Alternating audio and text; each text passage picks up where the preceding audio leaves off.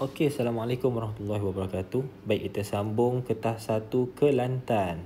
Sebab ada yang request Kelantan kan. Okey, so kita buat Kelantan dulu. Nombor 1, kuantiti manakah kuantiti terbitan? Apa maksud kuantiti terbitan? Kuantiti yang terbina daripada dua atau lebih gabungan kuantiti asas. Okay, kuantiti asas kita ada panjang, ada arus elektrik, ada keamatan berluminosity, ada jisim, ada masa. So masa bukan tempoh. So tempoh adalah kuantiti terbitan. Sebab tempoh kalau nak ikut formula kan, dia datang dari formula frekuensi 1 per tempoh. Okay, so kalau nak cari tempoh sama dengan 1 bahagi frekuensi. Dia dah termasuk dalam kategori kuantiti terbitan. Nombor 2, graf V melawan I. Kita tengok garisan graf ni lurus, bermaksud linear. So awak jumpa lurus je, itu maksudnya linear. Okay, tapi dia lurus dan turun. So ini berkurang secara linear. Nombor 3, manakah sama dengan sesaran bahagi masa? Kalau kita ambil sesaran, kita bahagi dengan masa, kita dapat unit meter second negatif 1. So kita hanya boleh consider A dengan C sahaja. Kenapa jawapannya C? Sebab kita ambil sesaran bahagi masa. Kalau kita ambil jarak bahagi masa, kita dapat laju. Nombor 4, sebuah roket air dilancarkan ke atas. Okay, daripada hukum gerakan Newton ketiga. Okay, untuk setiap tindakan iaitu pancutan air ke bawah, akan ada tindak balas. Okay, pada magnitude yang sama tapi arah bertentangan. Itu maksudnya apa yang berlaku dalam hukum gerakan Newton ketiga. Baik, soalan tanya apa? Semasa roket dilepaskan, air memancuk keluar dengan laju melalui muncung di bahagian bawah. Yang manakah benar tentang pergerakan roket? So jawapannya A, pancutan air ke bawah menghasilkan daya tujah yang menolak roket ke atas. Seperti mana saya label, awak bolehlah label pada soalan awak. Ini penting untuk kertas 2. Kadang soalan minta labelkan arah tindakan dan tindak balas. Mesti bertentangan, bukan berlainan, bertentangan. Magnitude mesti sama. Nombor 5, seorang pekerja menolak sebuah troli berisi barangan berjisim 60 kg. So dia bagi jisim kat awak dan di sepanjang satu permukaan mengufuk dengan daya 120. So dia bagi siap-siap yang ni adalah daya mengufuk, iaitu Fx. Okay, soalan minta awak kirakan pecutan. On the first place, awak kena tahu kenapa boleh berlaku pecutan. Pecutan hanya berlaku kepada satu-satu jisim kalau daya depan dan daya belakangnya tak sama besar. Okey, daya depan dan daya belakangnya tak sama besar, baru boleh berlaku pecutan. Okey. Kemudian daripada sini awak akan pakai hukum gerakan Newton kedua. Hukum gerakan Newton kedua, barulah dapat jawapan seperti berikut. So tengok saya kira daya bersih. Saya ambil 120, saya tolak dengan 15. Kenapa saya ambil 120 tolak 15? Sebab gerakan memecut tu ke kanan. Bila objek memecut ke kanan, daya kanan lebih besar dari daya kiri. So tolak kanan, tolak kiri. Kalau pecutan ke kiri, baru kita ambil kiri, tolak kanan. Macam tu. So masuk dalam formula, the rest is mathematics.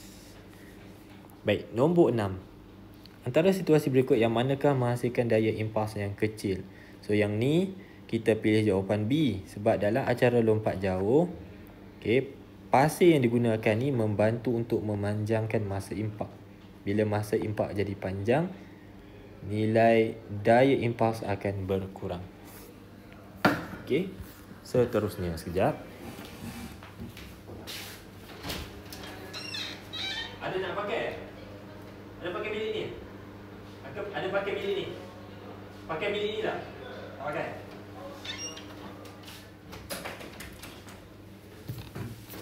Okey, terusnya nombor 7. Sebuah satelit berada pada ketinggian H. So satelit tu dari permukaan bumi tinggi dia H.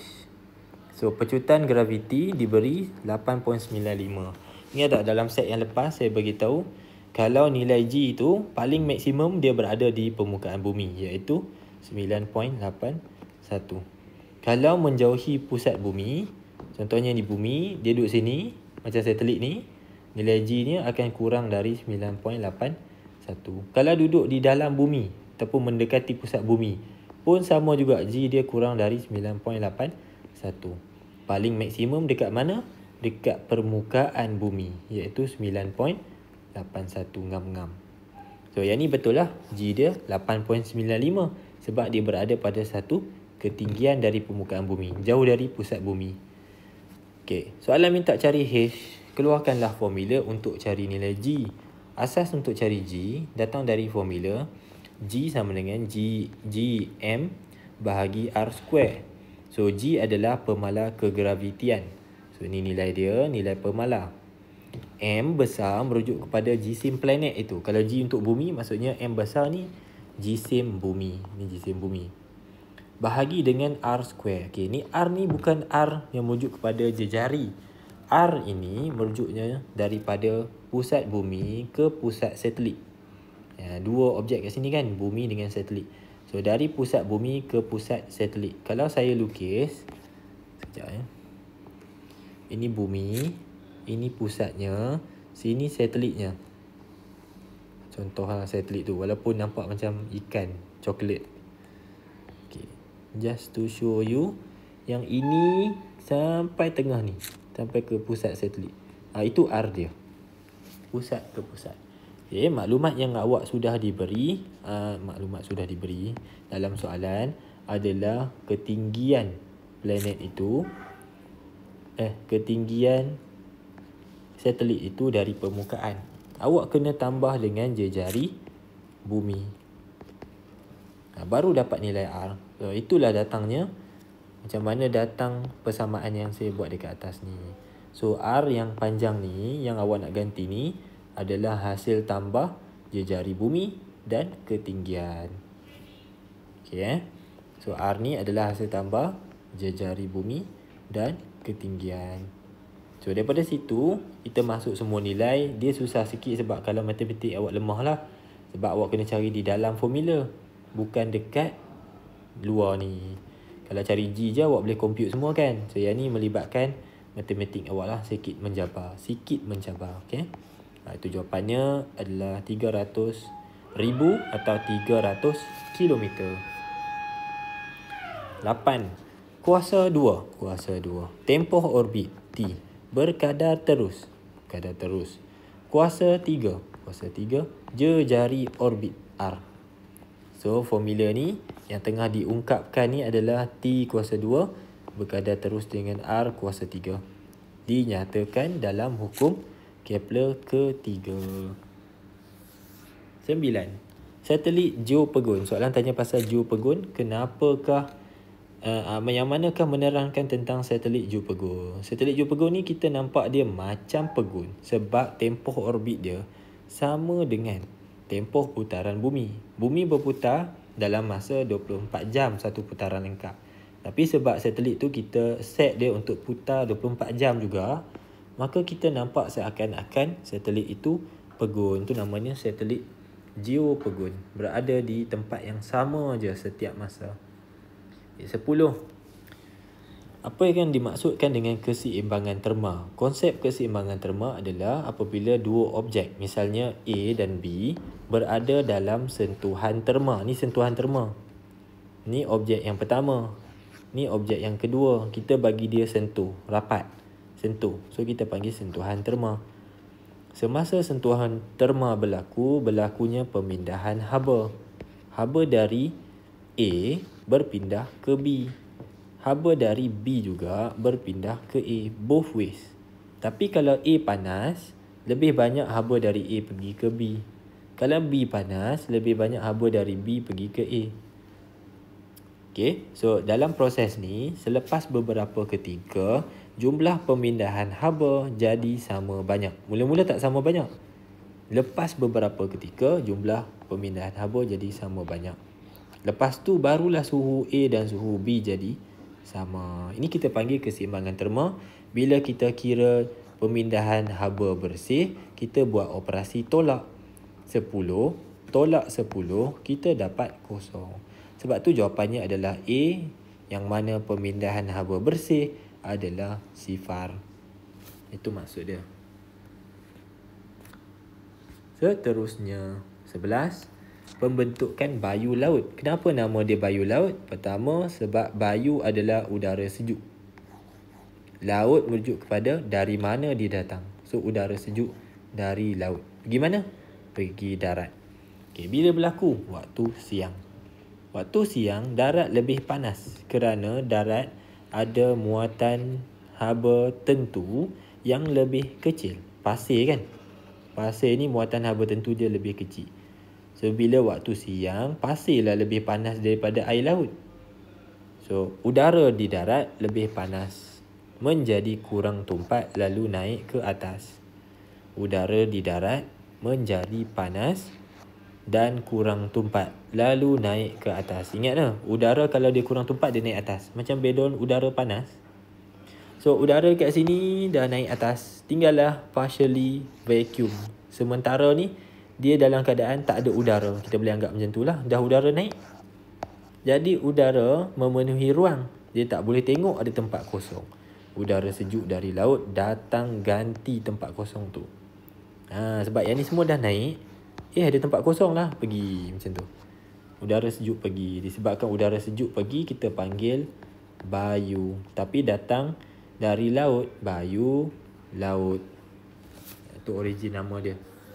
Okay, jawapannya C, muatan haba tentu air laut lebih tinggi. 12. Soalan minta awak kira haba pendam tentu penguapan. Haba pendam tentu maksudnya ada tak perubahan suhu? Tak ada perubahan suhu. Awak sama dengan kosong. Keluar pen pula. 0 darjah Celsius. So, kena pakai formula sesuai. Q equals to ml. Saya letak V sebab penguapan.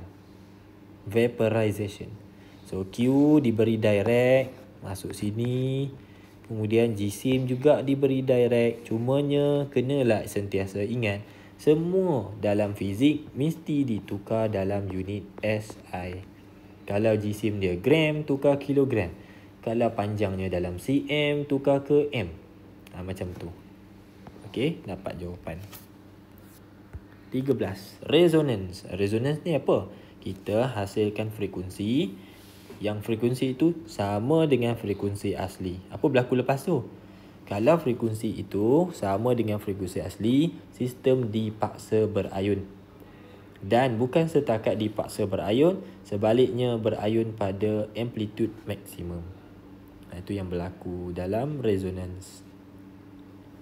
14. Graf sesaran melawan jarak. Graf sesaran lawan jarak, sebab pasti X terjarak, awak hanya boleh cari lambda. Awak tak boleh cari tempoh, tak boleh cari frekuensi. Sebab yang ni adalah masa. Kalau dia padam ni, dia tulis masa, then boleh cari. So, sekarang ni jarak. So, nak cari lambda macam mana? Cari dari puncak ke puncak. Lembangan ke lembangan. Ni pun lambda juga. Ataupun kalau saya suka cari bentuk S. Untuk S besar tu.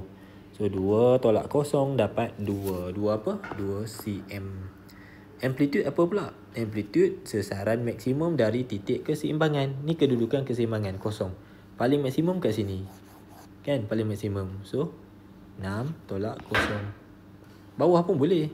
Sini pun sesaran maksimum juga. 6 juga. Sama je. Okay, jawapannya bola. 15. Rajah menunjukkan dua gelombang bergerak pada arah bertentangan. Gelombang ni pergi kanan, gelombang ni pergi kiri. Bertembung atau bertemu pada satu titik. Nama titik tu R. So, dalam konten tajuk gelombang, awak tahu kalau dua gelombang bertembung atau bertemu, kita guna konsep superposisi. Superposisi ni apa?